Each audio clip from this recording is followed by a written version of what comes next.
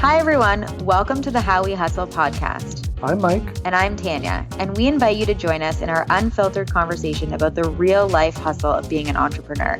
For more information about the podcast, check out howwehustlepodcast.com. Make sure to check us out on Instagram at How We Hustle Podcast. You'll find information on new episodes as well as notable quotes from the episodes we do. So come check us out at How We Hustle Podcast on Instagram. Yesterday, I invited you, Mike, to my Facebook ads training for my Leap into Ladypreneurship ladies.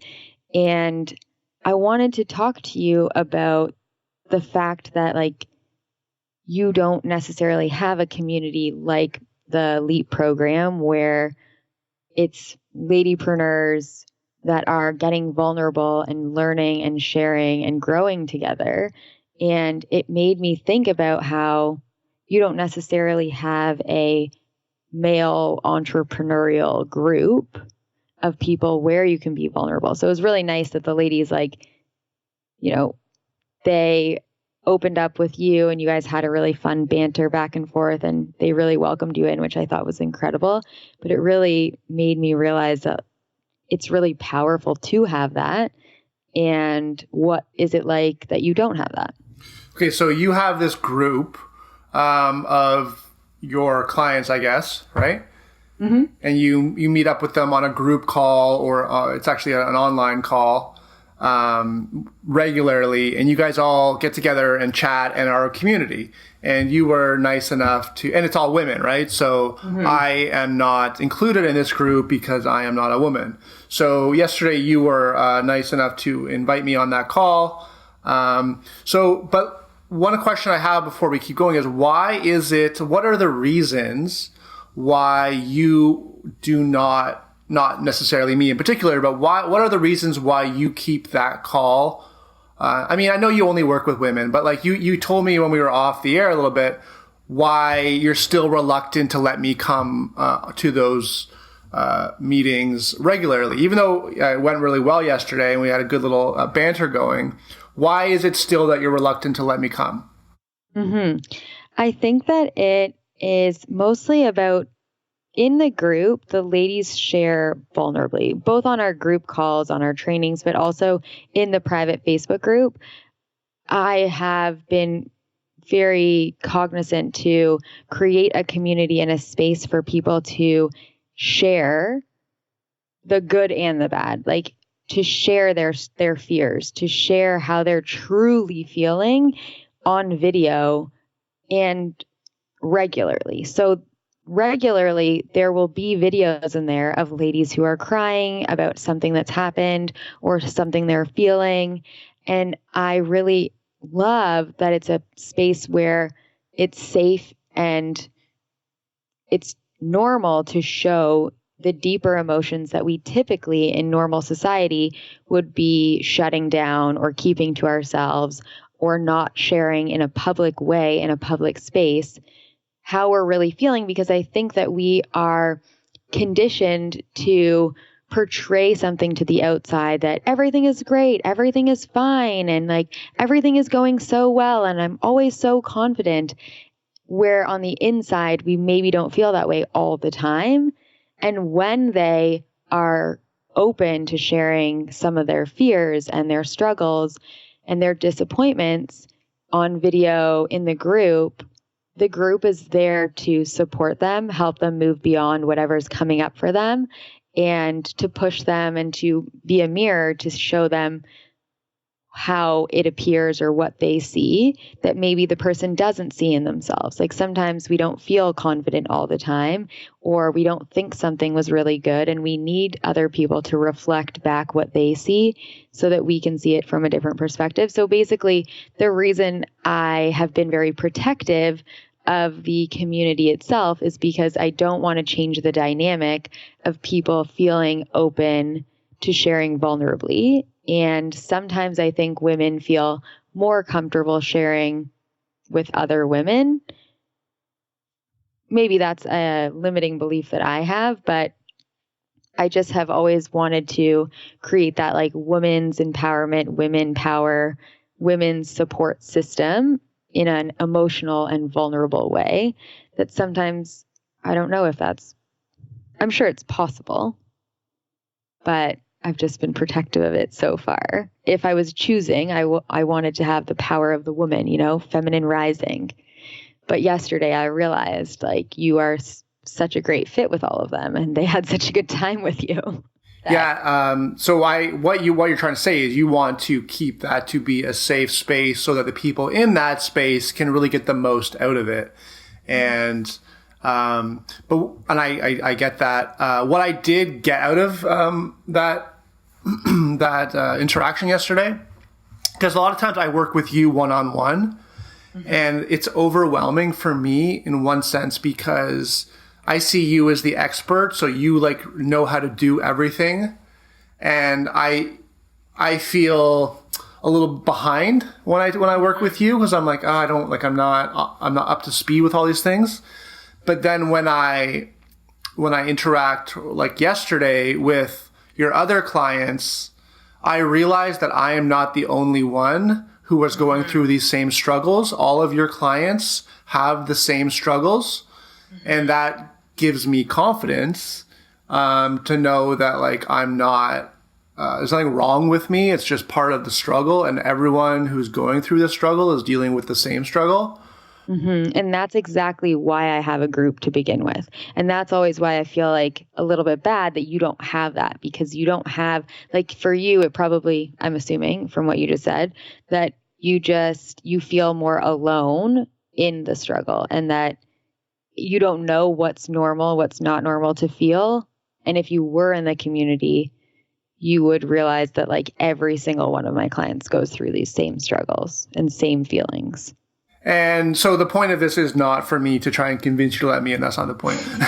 The point is for us to highlight how important it is, like if you're an entrepreneur, but also not just in entrepreneurship, also in other things. Like I do have support networks that I have sought out in other aspects of my life that I lean on that have really helped me move from where I was to where I want to be. But I don't really have that right now in my entrepreneurial endeavors. And I guess working with that community yesterday has opened my eyes, and that's somewhat what's spawned this conversation that we're having now. But it did open my eyes to the value that there is. So, it's easy to, when you're doing a business or anything, to look to the experts to get mentorship and coaching and guidance.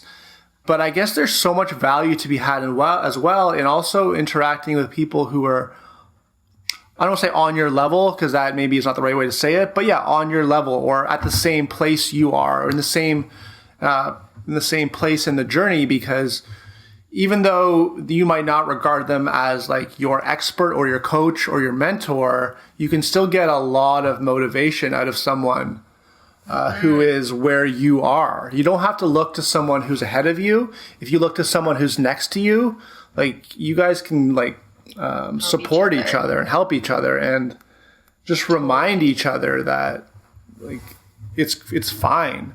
And it's easy to like to say that, but once you actually get that kind of support, it's really powerful and it really helps. Yeah, I think that that's actually what made me want to create a group in the first place, was because I was working with my coach one-to-one and I saw the power of her group and how community and support is so powerful to keep you going, to keep you motivated every day. Like I don't have to be the only person that's keeping or helping people. Like they're getting help from each other. You can also like get support and feedback from each other, right? Like the ladies were giving you feedback on your video yesterday. And that helps to not just hear it from me, but to hear it from your peers as well.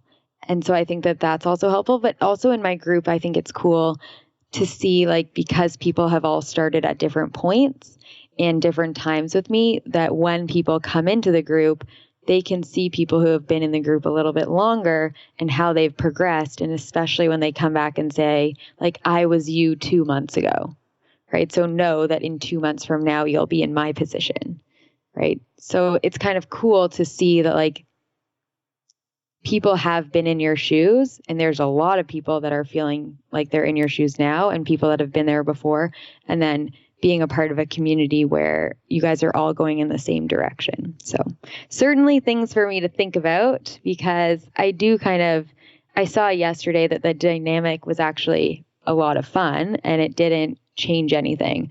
I'd be interested to see, like, would you be comfortable sharing vulnerably in a space like that? Like, because something I mention a lot to my clients is that people cry on calls with me very regularly.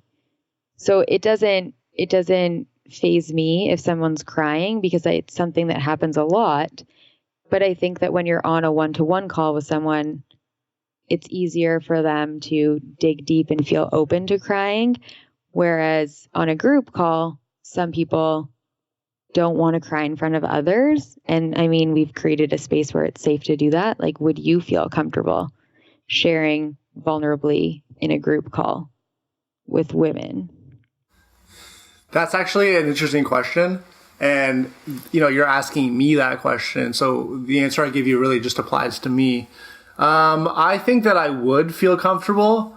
And that's somewhat of a testament to the progress that I've made in my own life in the last year or so, where I've really gotten comfortable expressing my vulnerability.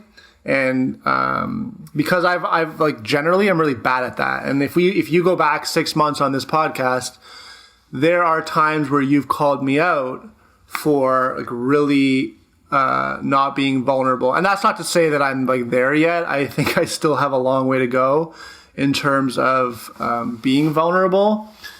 But like this podcast, the videos that I'm doing, I even said yesterday on a group call, like we were talking about Facebook videos and just generally getting visible through video. And I've done I've done a bunch of videos, but I said to all the people on that call that just so you know, when you see me do a video, deep down inside, I'm like shaking because I still am not comfortable with it. I do it anyway, but I'm not necessarily comfortable with it. But I'm sort of at the point, and that's because of a lot of the work I've been doing on myself and the experiences I've had and just the progress I've decided I want to make in my life. But I'm just at the point where I just don't care. Like, what you say is, if you can help one person, is it okay to be judged by 10 people? So I'm just sort of at the point where I don't really care about people judging me. Because realistically, I'm pretty sure people don't judge me. Like no one's going to watch something I do or something you do and be like, wow, she sucks. She's terrible. Like, I hate her. Like, I mean, they might, but then they are not my dream client and they just should stop watching. Like, nobody's forcing you to watch this. Yeah, but I think that when, like, we have those, like, if I put a video out there and I think to myself, oh, someone's going to watch this and they're going to make fun of me and they're going to hate me, like, who cares? Honestly, like, the world is, there's like 7 billion people in the world. I'm just beyond the point of caring, and I cared for way too long. There's just really no point because we live in an online world now, and I just hang out with my tribe, whether it's like in person or online. I don't have any time for people that are going to judge me. So I'm certainly not going to dictate my actions with a consideration for the people that I'm worried about that are going to judge me. So to answer your original question, would I feel comfortable being vulnerable and really exposing myself? The answer is yes. But that's because over the last year, and as I said, this podcast really has come a long way in making me more comfortable being vulnerable.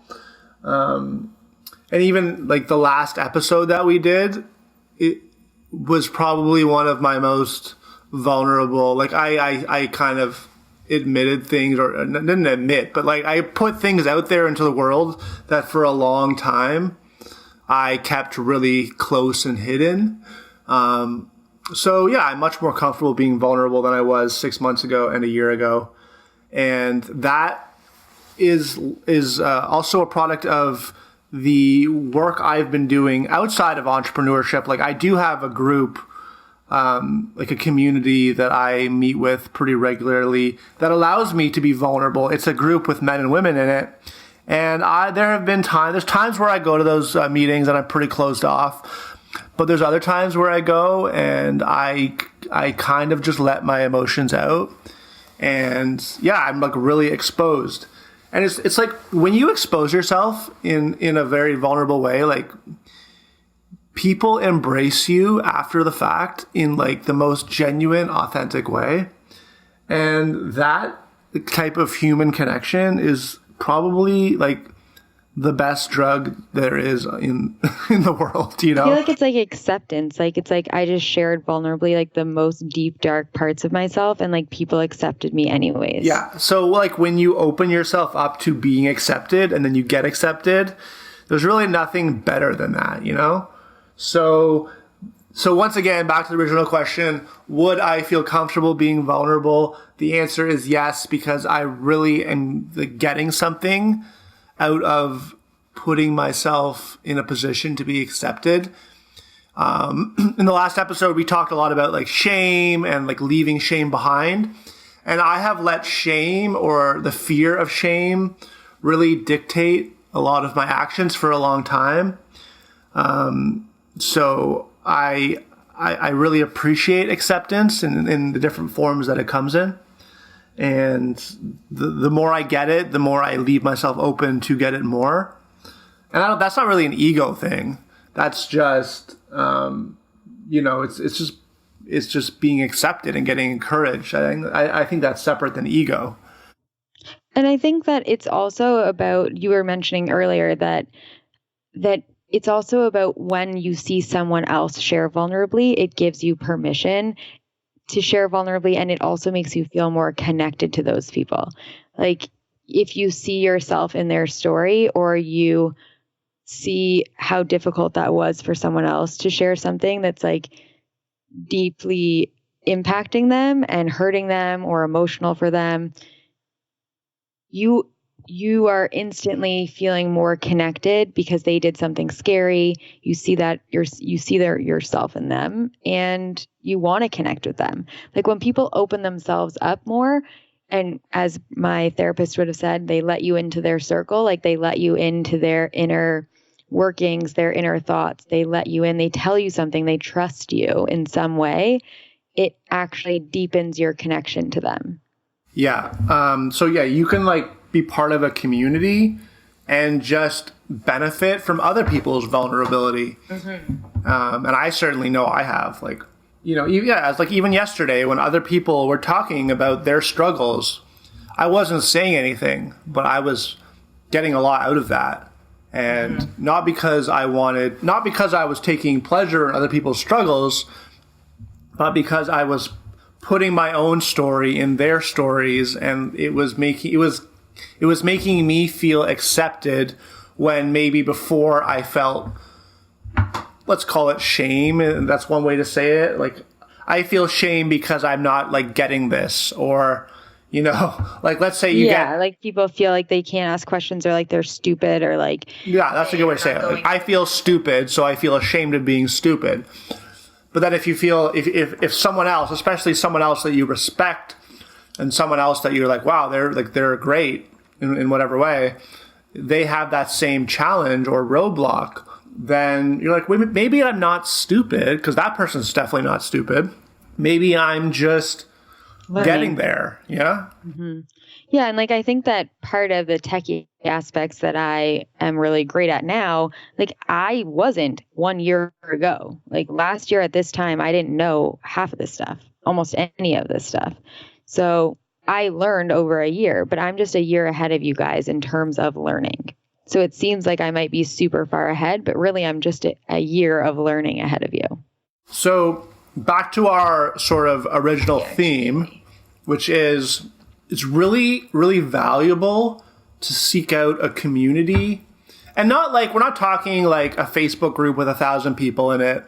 We're talking like a small, intimate group of people that you can really lean on and benefit from. and it comes in different forms.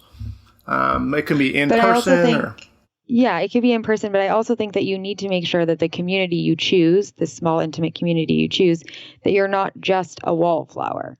Yes, you'll get a lot from listening to others, but you will also get a whole lot more and build deeper connections by sharing, by engaging, by being engaged and supportive to others. So like that is a really good investment in all aspects of your own development, including business. Because we're all going through different things, but we're all going through the same things as entrepreneurs trying to, move forward and whatever. And it doesn't matter where you are. There's always like a group of a community that you can tap into that, is aligned with where you are and what you're doing and where you want to go. And they're out there, right? Like those people are out there. So really try and tap into at least one that you can, interact with regularly and share vulnerably. Yeah. Take the mask off. Like being able to take the mask off or as many masks as possible for me has been life-changing. Just in the way that I see myself and how I let other people see me, and just putting myself out there and attracting what I want to attract. Like all of the clients that I've gotten recently, all the people that have come to me have been just a product of me getting visible. And I wasn't really keen on getting visible before. I wanted to keep the walls up, but I'm like, I want people to climb the walls and get to me. But you got to get the walls down, because that's the best way to attract people to you. Mm-hmm. Mm-hmm. Where did I learn that? I don't even know where I learned that, but I learned that. It's one of my catchphrases: get visible and get vulnerable with video. Quit hiding behind your computer screen. Get visible, get vulnerable with video. I got a training for that if you need that. Shameless plug. We'll leave that link in the show notes of this podcast. But really try and find a community that is going to be there for you, and you're going to be there for them, because that is really an asset in every aspect of your growth. That you'll see the benefits of it. Mm-hmm. And it will help you do scary things. I think part of it is that people are terrified to do things, and then having a community behind them to be accountable and to push you to do those scary things, to support you through the feelings that you experience while doing them and after doing them, and to continue to grow, to see that there are ways of moving beyond these struggles, to be supported during them, to go and try things and that have it not work out and then get back up again. It's harder to do everything on your own. And one of my things from the last episode was not trying to do everything on your own. A certain bit of dependence is necessary. We are human beings we're animals that cannot survive on our own. We're not animals that can survive by doing everything on our own. So why do we keep trying? It's some sort of badge of honor. So find a tribe, find a community, a small, tight-knit community where you can share vulnerably, where you can be pushed to your edge, to do things that scare you, to be supported, and to take off your masks of what are you really experiencing, feeling called to do, and actually going after those things. And that's a wrap on another episode of How We Hustle. For more information, check out howwehustlepodcast.com.